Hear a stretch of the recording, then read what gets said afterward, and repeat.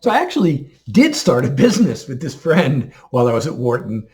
And maybe it was a dumb idea, but so it started with the whole MBA mindset about their job search. Now, of course, everybody wants to find a job, although my friend didn't have to worry about it because he had a company paying for his MBA. So he had a job to go back to already when, as soon as he was done, guaranteed. But I mean, compared to the way it was when I was a senior in college, the MBAs were just so frenetic and fanatical and obsessive about their job search. And every conversation was job search, resume. So one day my friend made a comment. He goes, all these MBAs, they ought to just wear their resume on a t-shirt. We thought, hey, why don't we make resume t-shirts and sell them? So the first question was, is it even possible? This was back in 1983. We didn't have all the technology we have today.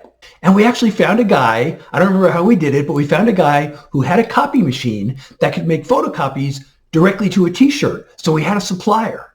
So we wanted to name our company Turf Enterprises after the Track and Turf, which was this dive bar that was directly across the street from the apartment building that we lived in. But then we found out we were not allowed to open a bank account in the company name because we needed a fictitious name permit from the city. And in order to get that, we had to pay a fee, and then we had to meet these zoning requirements, and we had to talk about, deliveries to our business. And, we're using a residential address. So we found out there's no way we were going to get this. So we just ended up using our last names. So when we put an ad in the Wharton Journal, everybody knew it was us.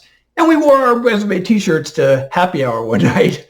And everybody was talking about it, but nobody bought any. And we made a mistake. We put an ad in our paper and in the Harvard paper, and we sold one. And I realized later we made a mistake. The Wharton and Harvard MBA students were so deadly serious about this stuff that it was the wrong market. And maybe we should have advertised at, another school where students might have more fun with the idea. But anyway, we went on vacation to Florida, and one night I went out to the bar, and I was wearing my resume t-shirt, and this cute young woman saw it, and we ended up kind of becoming an item because there was a conversation piece, and she was impressed that I went to Wharton, and we started a little long-distance relationship. She was in North Carolina, I was in Philadelphia, and it really only lasted one visit and didn't really work out. But still, wouldn't have happened without that shirt.